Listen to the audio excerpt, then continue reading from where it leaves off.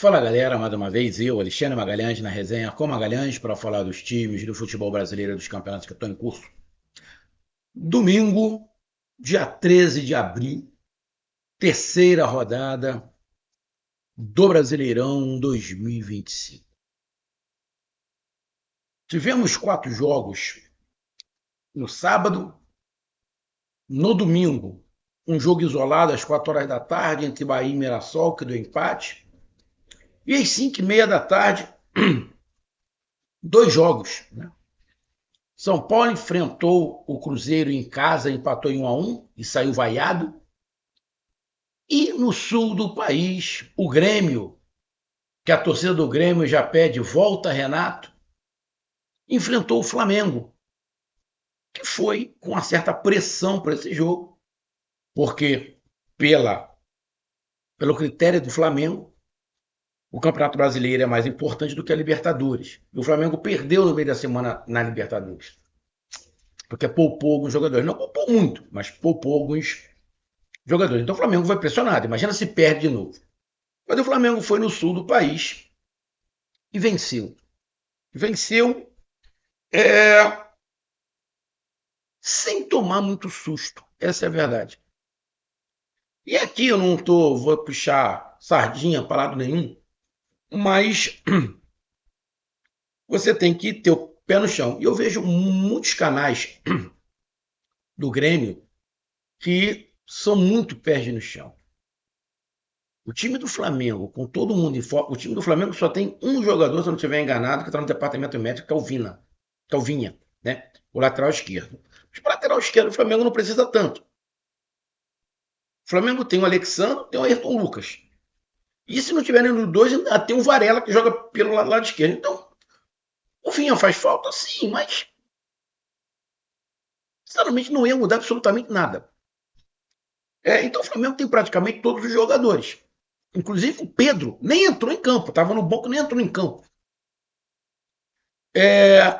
Realmente fica muito complicado quando você joga contra o Flamengo, porque o Flamengo entra com 10 ali na linha. Pois no segundo tempo ele pode mudar 5 e bota 5 jogadores que têm qualidade. Então realmente é muito difícil, mas você tem que competir. Você tem que competir. Em alguns momentos o Grêmio até tentou competir, mas outros parece que o Grêmio não encontrava soluções nem para competir. Então, Grêmio 0, Flamengo 2. Eu vou de cara aqui. Dizer, bom, tem alguém que vai falar que é injusto? Eu acho que a única coisa que a torcida do Grêmio pode reclamar é se a bola, se foi pênalti ou não, naquela bola que bateu na mão do Gerson.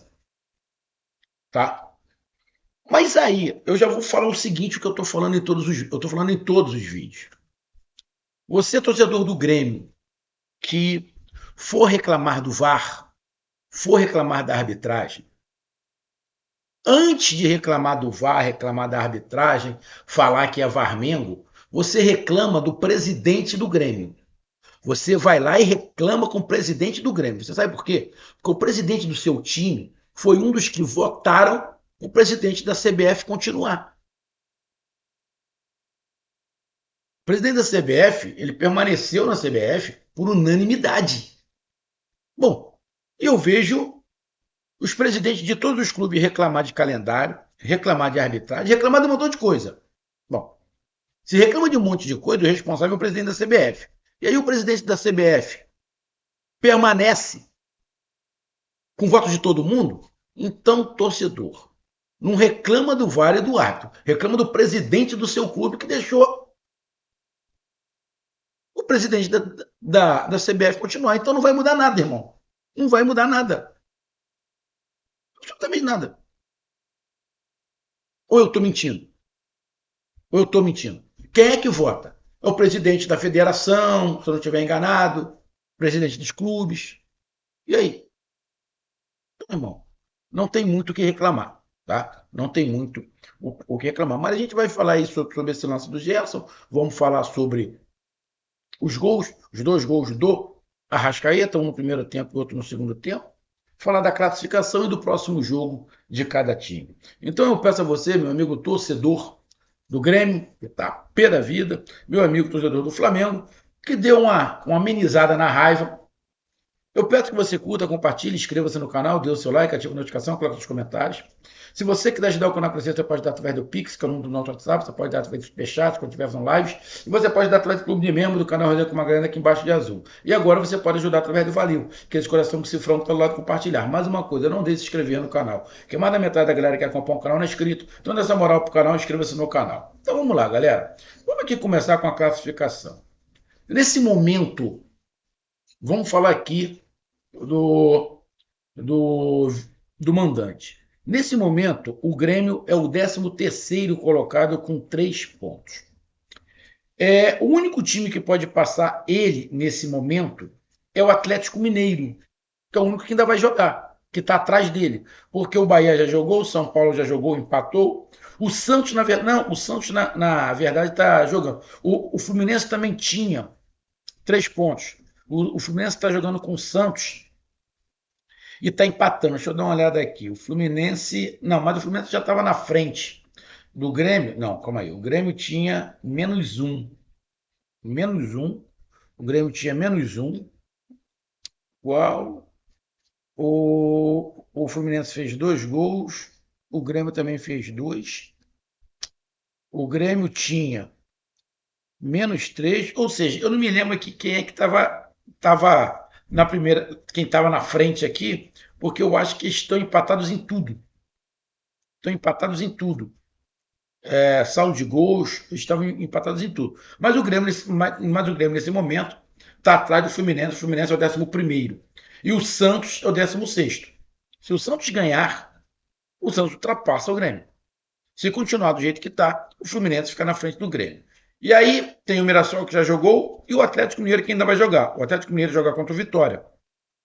Se o Atlético Mineiro ganhar, o Atlético Mineiro passa o Grêmio, porque aí vai ficar com 4 pontos. Bom, o Grêmio, na minha opinião, vai terminar essa rodada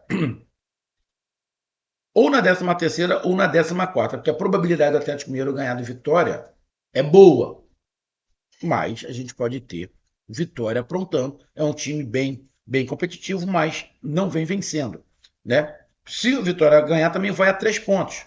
Só que aí a gente vai ter que ver aqui o saldo de gols. Talvez no saldo de gols, deixa eu ver aqui. No saldo de gols, talvez o Vitória, se ganhar, o Vitória passa o Grêmio, né? Porque ele tem -3, se ganhar, ele vai ficar com -2, né? E aí passa o Grêmio. Então o Grêmio, na minha opinião, pode terminar aí na 14ª colocação, na pior das hipóteses. Já o Flamengo é o líder do campeonato, nesse momento, com 7 pontos, o mesmo número de pontos do Palmeiras, tá? O mesmo número de pontos do Palmeiras. Quem é que pode passar o Flamengo nesse momento? Bom, quem pode passar o Flamengo é Internacional ou Fortaleza. O Internacional, se vencer, vai aos mesmos 7 pontos, só que o Internacional, vencendo, vai ter um saldo de gols maior. O saldo de gols do Flamengo é 3. O do Internacional já é 3. Se vencer, ele passa o Flamengo no saldo de gols. O saldo de gols do Fortaleza é 2. Se o Fortaleza vencer com um placar, supomos, se for 1-0, fica saldo 3. Só que o Flamengo tem 5 gols ao total e o Fortaleza vai ficar com 4. Então o Fortaleza, para passar o Flamengo, o Fortaleza tem que ganhar o Internacional e com ali pelo menos uns 2 gols de diferença. Já o Internacional não.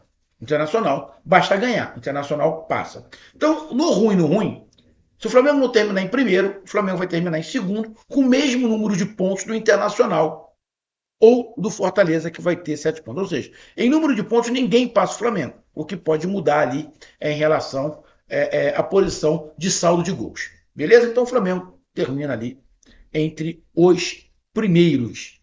Tá? O próximo jogo de Grêmio e Flamengo, o Grêmio, na 4ª rodada, joga fora de casa contra o Mirassol. Um jogo complicado para o Grêmio, principalmente pelo futebol do Grêmio.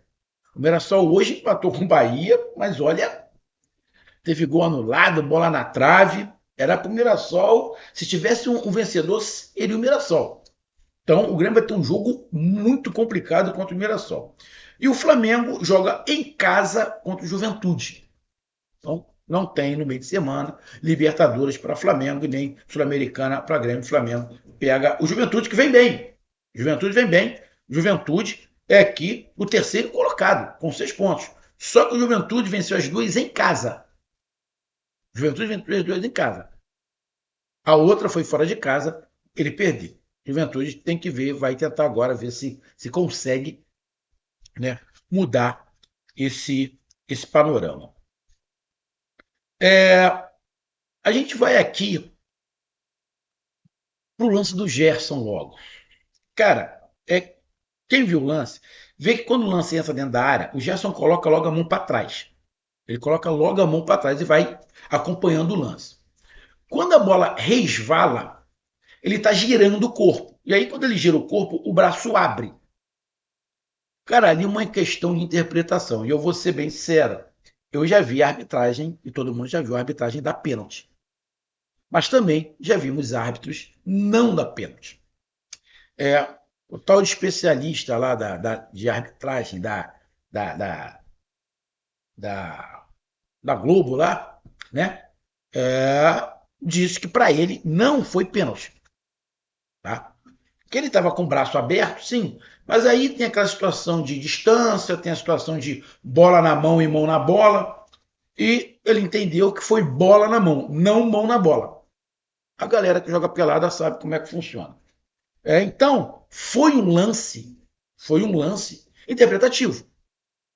E aí, esse interpretativo, irmão, cada um vai puxar para o lado. É lógico que o do Grêmio vai dizer que foi pênalti, e é lógico que o do Flamengo vai falar que não foi pênalti. Lógico que o do Flamengo vai falar que já teve lances iguais a esses, que não deram pênalti a favor do Flamengo. O Grêmio vai falar que já teve lance igual a esse, que deram pênalti contra o Grêmio. Ou seja, vai ficar aquela discussão. Mas isso é tipo um lance que é interpretativo. O braço estava um pouco aberto? Sim, estava um pouco aberto. Mas ele estava girando o corpo. Para tu girar o corpo com o braço para trás é meio complicado. Até dá. Então, criar ali a situação de estar perto da bola, para coisa e tal. Mas eu, particularmente, eu entendo a reclamação. Poderia, com isso, ter o pênalti, o Grêmio empatasse, e aí, quem sabe, mudasse a forma de jogar, o como estava o jogo? Sim, até poderia. A gente acredita, né? Mas, cara, do jeito que foi o jogo, o Grêmio deu 2 chutes em direção ao gol do Flamengo. 2, sendo um no final do segundo tempo. Acho que foi com o Alisson, o garoto. No final do segundo tempo, que o Grêmio deu o segundo chute em direção ao gol. Porra, parceiro. E como é que o Grêmio vai questionar alguma coisa?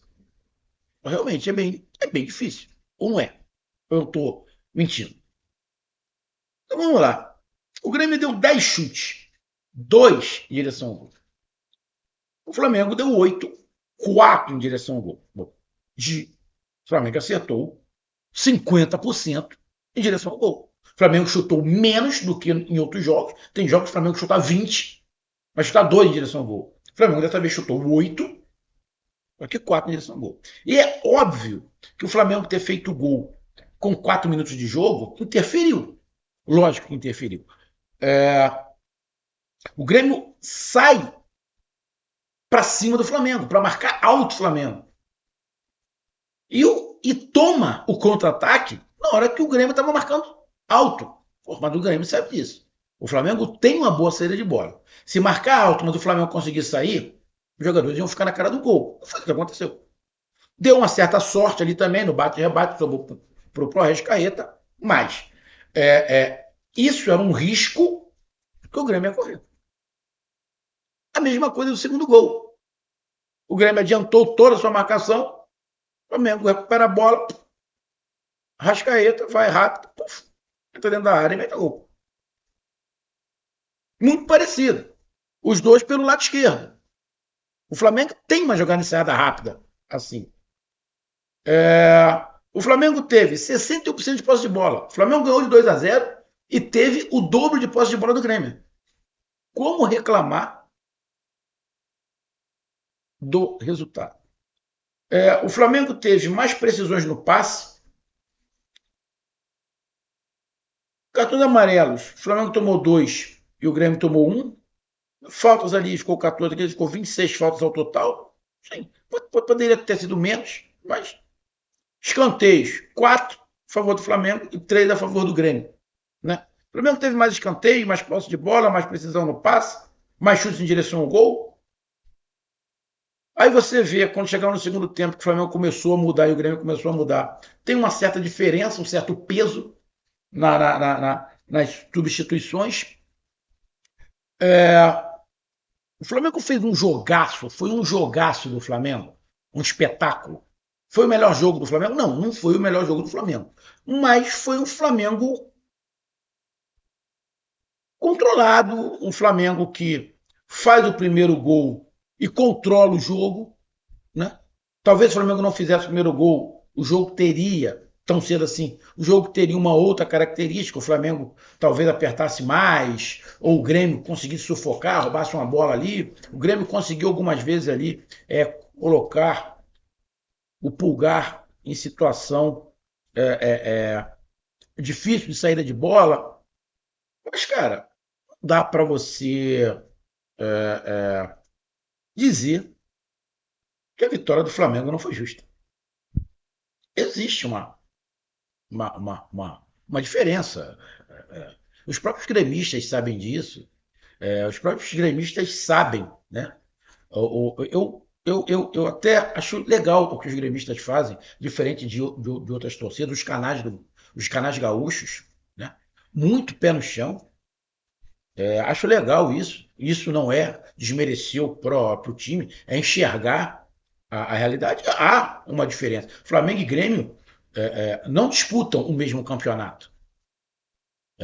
O que o Flamengo disputa é uma coisa, o que o Grêmio disputa é outra. O Grêmio pode chegar a disputar o título brasileiro? Pode ali, nos confrontos contra o Flamengo, pode não ganhar. Perdeu em casa, pode perder quando jogar aqui no Rio, no retorno. Mas o Campeonato Brasileiro não é contra apenas um time, é contra 19. Né? Você pode perder para um e ganhar. A gente já teve campeões brasileiros que perderam para dois. Vou dar um exemplo. Teve um ano, eu não me lembro se o Flamengo foi campeão ou ficou na segunda colocação, que o Flamengo, se eu não estiver enganado, perdeu as duas para o Fortaleza, em casa e fora, se eu não estiver enganado. E o Fortaleza terminou atrás do Flamengo. O Campeonato Brasileiro não é feito de um confronto direto, é de vários jogos. E o Grêmio pode disputar o campeonato. Hoje não vejo. Hoje não vejo, mas quem sabe? Chega na janela aí, contrata mais alguns jogadores, tem alguns bons jogo de jogadores. E aí, não vejo o Grêmio correndo algum tipo de perigo de rebaixamento com o time que o Grêmio tem, não vejo. Não vejo, acho que é o meio da tabela para cima ali, daquela metade da tabela ali para cima, brigando ali, quem sabe, por uma pré-Libertadores, mas tem que melhorar. O que eu senti falta do Grêmio, realmente, não sei se é raça, mas faltou um pouco mais de, não sei se é ânimo, não sei explicar. Mas eu já vi Grêmios inferiores tecnicamente, mas eu acho que faltou o Grêmio aquela disposição que o Grêmio tem quando joga contra o Internacional. Eu sei que são coisas diferentes. Tá? Eu sei que um Grenal é completamente diferente de tudo. Mas eu estou falando daquela disposição que tem. Né? Aquela situação, você não está dando na técnica e na tática, vai na vontade. E eu percebi que algumas vezes estava faltando vontade um pouco ao Grêmio. Não estou desdenhando a vitória do Flamengo, muito pelo contrário. Não sei se está acontecendo alguma coisa interna no Grêmio, mas alguns momentos faltou ali alguém chacoalhar, gritar, vamos, brigar, dar um esporro. Ninguém falava no Grêmio. Então, para pensar em alguma coisa, tem que mudar de postura. Então, o Flamengo, para muitos, o Flamengo era favorito nesse jogo. e acabou dando o que todo mundo imaginava, a vitória do Flamengo, mesmo fora de casa. Um grande abraço, até mais, valeu, tamo junto, fui!